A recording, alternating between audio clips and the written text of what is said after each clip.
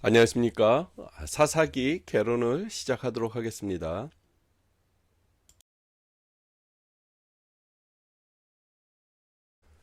사사기의 전체적인 평가는 실패의 역사를 얘기합니다. 하나님을 잊은 백성은 자유가 아니라 혼란 그 자체라는 것입니다.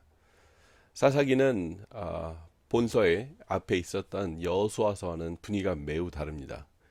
여호수아가 겸손하게 두려움과 떨림으로 하나님을 따를 때 하나님께서는 담대하고 강하라, 내가 너와 함께 있을 것이다 라고 얘기하셨던 그 말씀에 대한 믿음으로 걸어갔던 모습과는 전혀 다릅니다. 하나님의 권능과 능력을 신뢰했던 이스라엘 백성과 여호수아가 아니라 이제 그 땅에 들어가 가나안에서 살고 있는 많은 사람들처럼 살려고 했었던 이스라엘 백성은 결국은 하나님을 잊고 가나안 땅에 있는 우상 숭배로 그들의 마음을 다 뺏겨 버립니다. 그도 그럴 것이 만나로 또 하나님께서 주시는 메추라기의 물로 생활했었던 그들이 가나안 땅에 들어가 농사를 짓는 그런 변화된 인생을 살게 되죠. 하나님이 이 땅을 다 지으신 창조주시라는 것을 잊어버린, 그리고 구원을 이끄셔서 모든 자연 만물을 지키시는 하나님이란 것을 잊어버리고 새로운 환경 속에서 농사를 짓기에 더 좋은 신들을 찾고 그들이 가지고 있는 화려함, 휘황찬란함, 물질 문명적인 그런 화려한 유혹에 그들은 그저 여지없이 당해버립니다. 그런 그들의 모습을 하나님께서 너무 불쌍히 보시는, 그리고 그들은 또 하나님께 간구하고 또 하나님은 그들을 구원하시고, 이런 반복된 죄들의 이야기가 사사기 전체를 다루고 있습니다.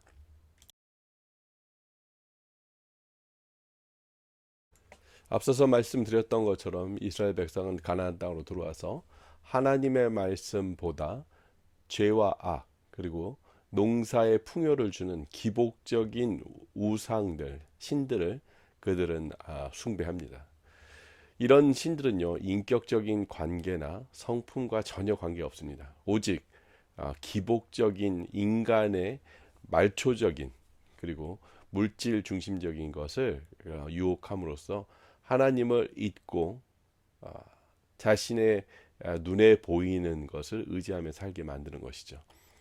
사사기 2장 16절 17절 말씀을 보면 여호와께서 사사들을 세우사 노략자의 손에서 그들을 구원하셨으나 그들이 사사들에게도 순종하지 아니하고 오히려 다른 신들을 따라가 음행하며 그들에게 절하고 여호와의 명령을 순종하던 그들의 조상이 행하던 길에서 속히 치우쳐 떠나 그와 같이 행하지 아니하였더라.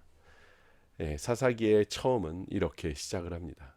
이로써 그들이 얼마나 죄악 가운데 있는지 그 내용을 사사기 처음으로부터 시작을 하죠.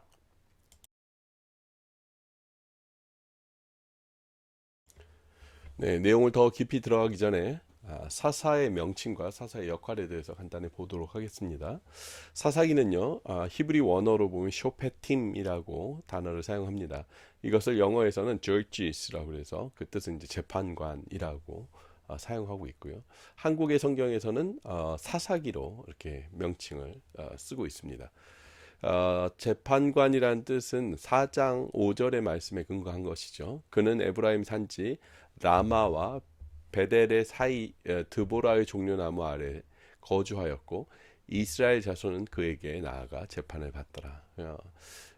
이 재판을 받는 이 백성들, 그리고 그 재판을 하는 사사의 역할들을 4장 5절에서 이렇게 설명하고 있습니다.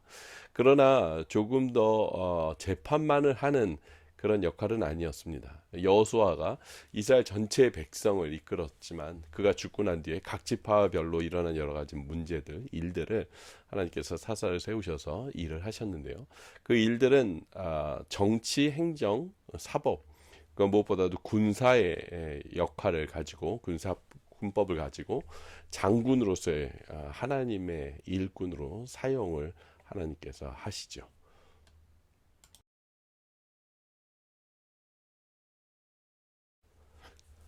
사사기의 저자를 알아보도록 하겠습니다. 사사는요, 모세 오경과 또 달리 저자가 정확하지가 않습니다. 탈무드에 적혀 있는 내용인데요. 유대 전승에는 사사기 저자는 사무엘이라고 보고 있습니다.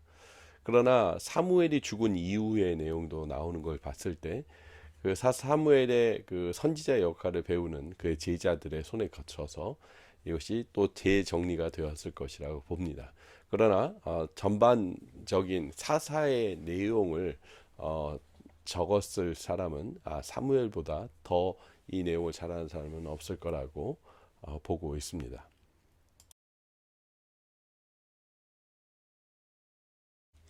네, 기록 연대에 대해서 보겠습니다. 이 사건은 여호수아가 죽은 주전 1375년 이후부터 주전 1045년 사이에서 일어난 사건들을 적었다고 볼 수 있습니다. 왕이 없다는 반복적인 언급이 나오는데요. 사사기 17장 6절 보면 그때 이스라엘에 왕이 없었으므로 사람마다 자기 소견에 옳은 대로 행하였더라라고 반복해서 나오고 있습니다. 이것을 볼 때 왕정 시대가 필요했다라는 것을 사람들에게 전달하기 위해서는 이 왕이 있기 위해서 사사기 동안 왕이 없었기에 일어날 수 있는 일들을 많이 적었다고 볼 수 있겠죠. 그래서 기록 연대는 아무래도 왕의 체제가 만들어지기 바로 직전에 이스라엘 백성들에게 가르쳐 주기 위해서 또 전달하기 위해서 썼을 거라고 보고 있습니다. 그래서 기록 연대는 주전 10세기경 왕조가 시작될 무렵에 이 사사기가 기록되어졌을 것이다 라고 보고 있습니다.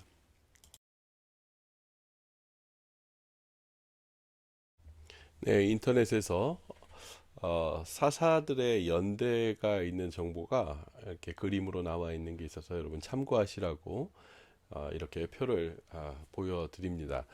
음, 가운데 중심에 있는 것이 그 사사들의 시기를 얘기하고 있는 거고요. 그 사사가 상대했었던 사람들 그 밑에 있는 것이 회색으로 되어져 있습니다. 그래서 온니엘부터 에훗 그리고 드보라, 삼갈, 기드온까지의 내용이 첫 번째 표에 나옵니다.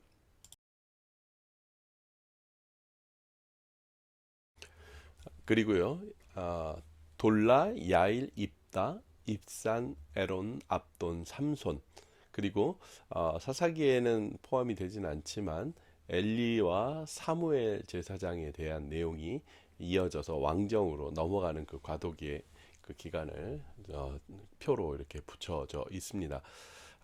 여러분 만약에 좀 더 이렇게 자세히 보려고 하면 영상을 잠깐 멈춰서 여러분이 보시고 또 넘기시면 될 것 같습니다.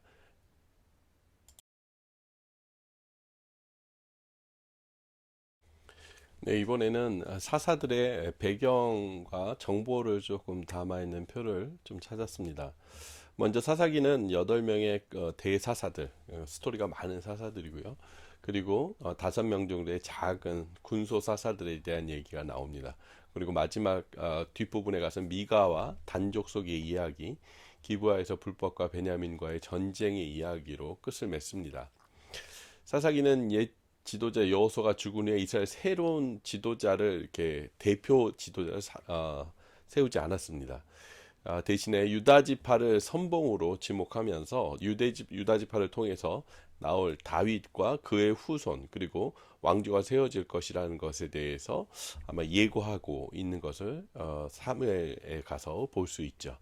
그리고 사사기의 마지막 부분은 본격적인 왕정 시대로 도입에 대한 그 기록을 스무스하게 연결하기 위해서 다음에 우리가 읽을 사사기가 끝나고 나서 사무엘 상으로 넘어갈 때 그 스토리가 같이 자연스럽게 이어집니다. 사사들은요, 여기에 쭉 15명이 나오는데요. 엘리와 사무엘은 사사기에 포함되지 않고요. 그 외에는 13명이 나오지 않습니까? 예, 그 중에 아비멜렉은 기드온의 아들로서 인물로서 나오지만 공식적인 사사는 12명입니다. 그래서 12명의 사사들을 하나님께서 뽑았지만 그 누구도 온전하지 않은 그래서 하나님의 그 고통과 아픔을 더 힘들게 했었던 사사들의 내용들이 반복해서 나오죠. 12이라는 숫자는 여전히 하나님이 이스라엘 백성을 이끌어가는 하나님의 고뇌의 숫자라고 볼 수 있겠죠. 어쨌든 신약에 가서는 12제자를 뽑고 그 12제자가 예수 그리스도를 통해서 완전한 하나님의 제자로서의 역할을 감당하는 것으로 사실은 성경의 책의 내용이 다 끝나지만 사사기 안에 있는 12사사들은 여전히 내용들이 아주 우울하고 힘듭니다.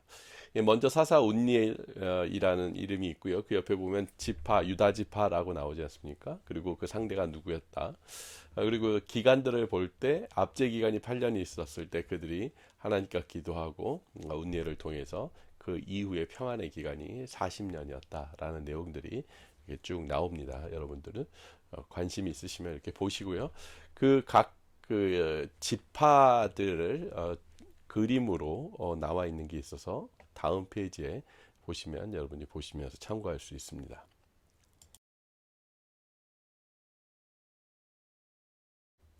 네, 여러분들이 이 그림을 참고하시면요. 처음에 나오는 그 선지자 온니엘은 유다 지파였고요. 그리고 또 뒤에 나올 입산도 유다 지파였습니다. 마지막에 선지자였던 삼손은 단 지파였고요. 그리고 압돈과 드보라는 에브라임 지파, 그 옆에 있는 베냐민 지파는 에웃이 바로 베냐민 지파였습니다. 기도는 서쪽 므낫세의 지파였고요. 돌라는 이사갈 지파, 그리고 에로는 스불론 지파, 그리고 삼갈은 납달리 지파였습니다. 그리고 동쪽 반 쪽에 이제 므낫세는요, 야일 사사가 므낫세 지파였고요. 입단은 갓 지파였습니다. 그래서 여러분들이 지도를 보시면서 사사들이 어디에서 사역을 했는지 이제 보면 쉽게 참고할 수 있을 거라고 생각이 듭니다.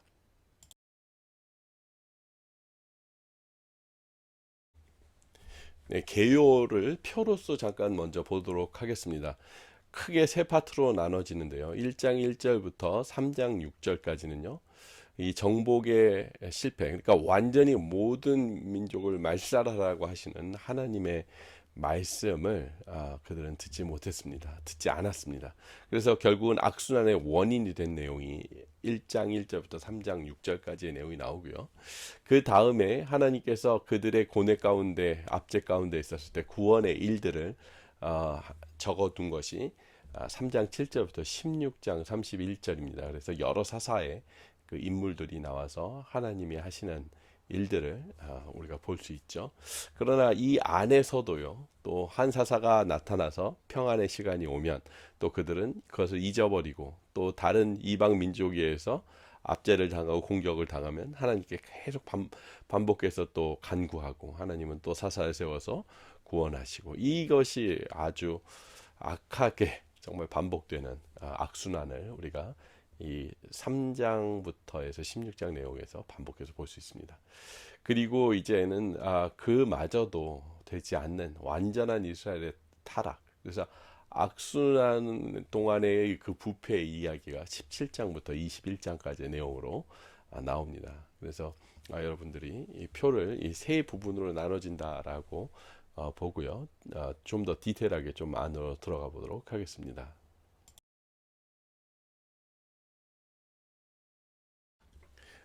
네, 좀 더 디테일한 개요를 보도록 하겠습니다. 어, 1장 1절부터 36절까지의 내용은요, 이스라엘 지파들이 팔레스타인 땅에 들어가서 분배된 땅을 이제 확보하려고 싸우는 전쟁의 내용들이 주로 나옵니다. 그래서 유다 지파와 또 베냐민 지파, 므낫세, 에브라임, 스불론, 아셀, 납달리, 단, 이 서쪽에 있는 땅, 가나안 땅에 있는 나라들이 그 전쟁으로 싸우는데요. 근데 그들이 전쟁에서 그 땅을 차지했을지라도 그들의 남아있는 백성들을 완전히 멸절시키라고 하셨는데 그들이 그렇게 순종하지 않죠. 그래서 2장 1절부터 5절에 있는 내용들은 그들을 완전히 쫓아내서 완전히 멸절하라고 얘기하셨던 말씀을 듣지 아니하여서 결국은 그들이 나중에 가서는 옆구리에 가시가 될 것이다 라고 너희들의 올무가 될 것이라는 경고의 메시지를 듣게 됩니다.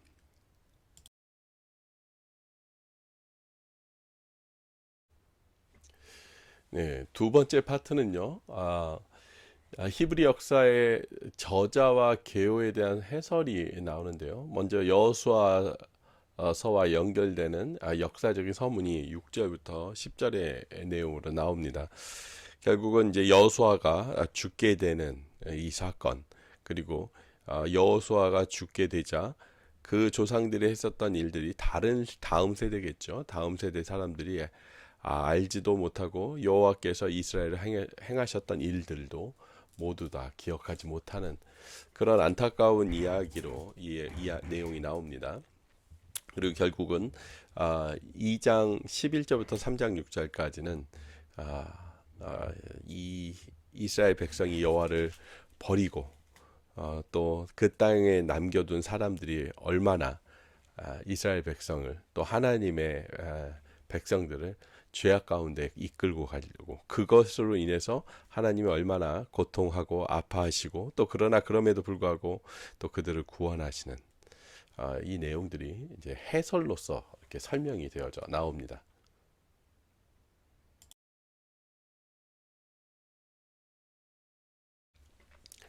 네, 이제부터는 3장 7절부터 16장까지는요, 사사들의 이야기가 계속 나옵니다. 먼저 3장 7절부터 11절의 내용은 운니엘이 북동쪽에서 온 메소포타미아인들의 압박을 끊는 내용인데요. 먼저 이것을 다음 페이지로 보고 지도로서 좀 같이 내용을 보도록 하겠습니다. 네, 이제 3장 7절에 보면 이제 첫 번째 나오는 사사는 운니엘입니다. 운니엘은 1장 1절부터 13절까지 내용도 나오는데요. 드빌의 가나인들을 물리쳤고요. 또 그 같은 장소에서 메소포타미아인 개인적인 전쟁에서 메소포타미아 왕 구산 리사다임의 지배에서 이스라엘을 구하는 내용이 운니엘을 통해서 하나님의 하심을 보게 됩니다.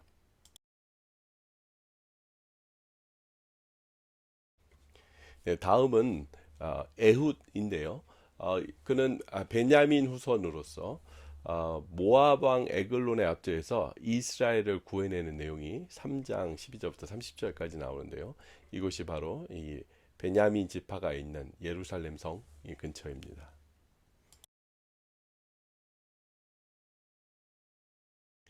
네, 다른 사사보다 비교적 짧게 나오는 사사인데요. 사사기 3장 31절에 보면요. 작은 사사인 삼갈이 소모는 막대기로 600명을 죽이고 블레셋의 지파에서 이스라엘을 구하는 내용이 나오죠. 예, 남쪽, 서쪽, 남서쪽에 있는 블레셋 지파가 이스라엘 백성을 공격해서 들어올 때 이와 같은 일을 했다고 나옵니다. 네, 다음의 사사는요, 여자 서사죠. 예, 그래서 드보라라고 하는 그와 그녀의 군대 장관인 바락이 기손강에서 벌어진 야빈과 시스라가 이끄는 강력한 가나인들의 전투에서 완전한 승리를 거두는 내용들이 그 안에 사장에서 나옵니다.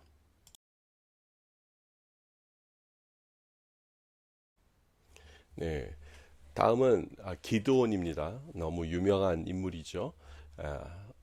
300명의 정예 용사를 가지고 미디안 군대를 물리쳤다라고 나오는데 정확히 얘기하면 하나님께서 이 300명을 데리고 하나님이 하신 일들을 목격하게 한 내용이겠죠.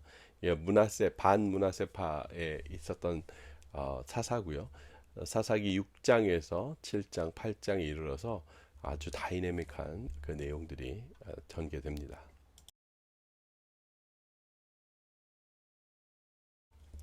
네, 다음은 두 번째 파트에 다른 사사들의 내용들이 쭉 나옵니다.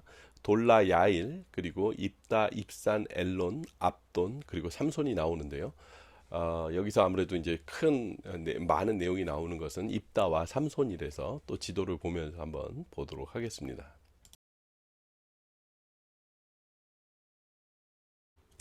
네, 다음은 입다입니다. 사사기 11장부터 12장 7절까지의 내용에 나오는 인물인데요. 그는 갓지파의 사람이었지만 기생의 아들이라는 이유로 서자로 집안에서 쫓겨납니다. 그러나 전쟁이 뛰어났던 사람이었기에 장로들이 암몬의 지배하에 있을 때 입다에게 도움을 청하러 옵니다. 그리고 입다는 것을 받아들이죠. 그리고 암몬 자손과의 전쟁에서 승리를 거두죠. 이 모든 것은 하나님의 은혜라고 봐야 되겠죠. 그런데 그 전에 참 재밌는 사건이 하나가 일어났는데 입다가 암몬의 전쟁에서 암몬을 이기게 된다면 우리 집에 내가 돌아갔을 때 그때 첫 번째 나를 맞이하는 사람을 하나님께 드리겠다라고 얘기를 합니다. 이 내용에 대해서 여러 가지 의견이 분분한데요. 입다는 가나안 땅에 있었던, 그래서 하나님을 잘 모르던 사람이었기에 가나안 백성들이 하고 있는 인신제사를 드린 것이다 라고 얘기도 하고요. 그렇지 않다라고 얘기도 합니다. 먼저 보아야 될 것은요, 하나님께서 인신제사를 받는가입니다. 레위기의 말씀 보면 자식을 제물로 드리면 죽일지라라고 얘기하고 있습니다. 그러므로 하나님은 인신제사를 받는 분이 아닙니다. 그럼에도 불구하고 입다는 그렇게 딸을 하나님 앞에 서원을 했죠. 그러자 이 내용을 보면 입다의 딸이 지혜롭게 아버지는 아버지 서원을 지키십시오. 그리고 저는 2달 동안 산에 가서 처녀로서 죽음을 준비하겠습니다. 그러나 여기서 39절의 내용을 보면 2달 후에 그녀가 돌아와서 서원한 대로 딸에게 행했다고 합니다. 그런데 행했으면 죽었더라 라고 얘기해야 되는데요. 하나님께서는 서원제사를 받지 않으시기에 뒷부분에 보면 딸이 남자를 알지 못하였더라 라고 얘기를 합니다. 이러므로 하나님께서는 이 딸을 인신제사를 받지 않으셨다는 얘기고요. 그것을 통해서 그녀는 결혼하지 않고 어쩌면 우리식으로 제사 하나님께 구별된 한 인생을 드리는 그 모습으로 살았을 것이다 라고 우리가 알고 있습니다. 그래서 안타깝지만 입다가 하나님의 사사였지만 그럼에도 불구하고 하나님의 성품을 모르자 그렇게 서원하는 일들로 우를 범하는 것을 사사기를 통해서 볼 수 있습니다.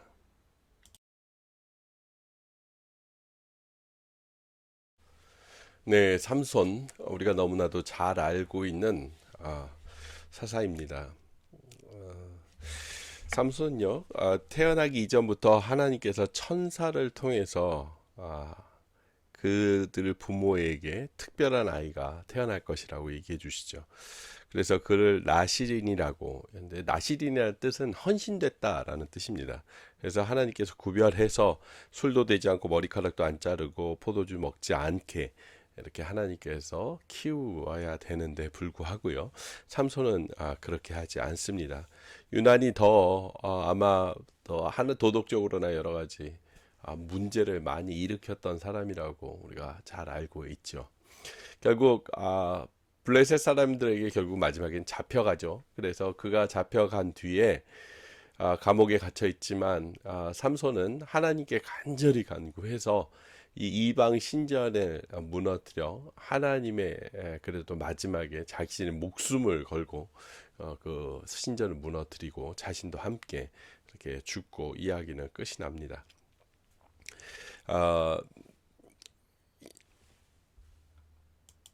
그래도 블레셋 관계에서 20년간은 이스라엘 백성들이 그를 통해서 안정된 기간을 살게 되죠.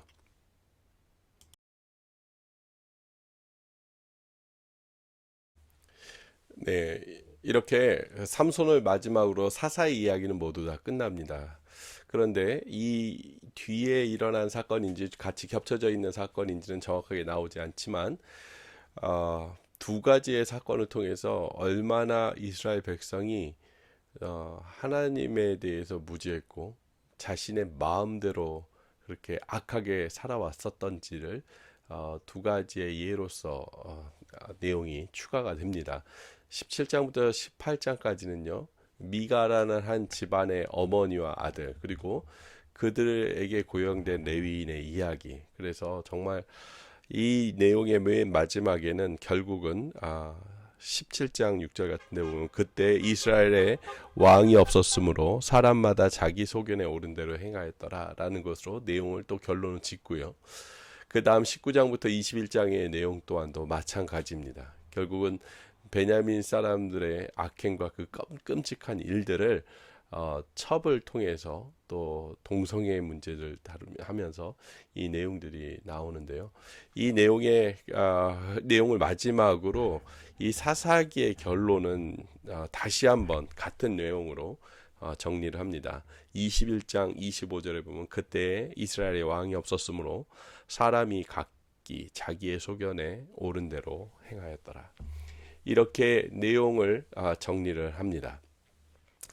사사기 전체의 내용을 통해서는 이런 백성임에도 불구하고 하나님께서 신실하게 이들을 불쌍히 여기셔서 구원하시고 그들에게 하나님이 누구신지를 가르쳐 주지만 이스라엘 백성은 끊임없이 하나님 앞에 죄와 악을 저지른 내용으로 반복된 내용이 나옵니다.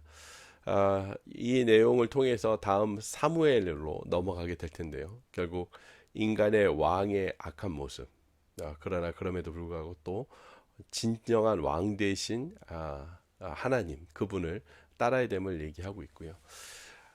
인간의 사사의 한계에 대해서 우리가 이제 읽게 되면 알게 될 것입니다. 이스라엘 백성이 죄와 악 가운데 있었을 때 사사들은 그들의 백성을 구하지 못할 뿐만 아니라 자기들의 죄악까지도 해결하지 못하는 그런 존재였죠. 결국 진정한 사사는 그 죄 가운데 있는 이스라엘 백성을 구원하실 수 있는 유일한 사사라, 온전한 사사는 오직 예수 그리스도밖에 없음을 자신의 희생을 통해서 하나님의 백성들을 구원하시는 그 내용들이 너무 간절하게 바라게 되는 사사기의 내용들입니다. 이것을 통해서 우리의 예수 그리스도께서 얼마나 우리의 구원의 그 희생을 치르며 구원하셨는지 그분의 인격과 그분의 사랑을 다시 한번 그리워하게 되는 그런 반면 교사가 되는 그런 책이 되겠습니다. 여러분 많이 이 내용을 보시면서 결국 내 안에 있는 죄들을 다시 한번 발견하고 주님 앞에 회개하는 저와 여러분 됐으면 좋겠습니다.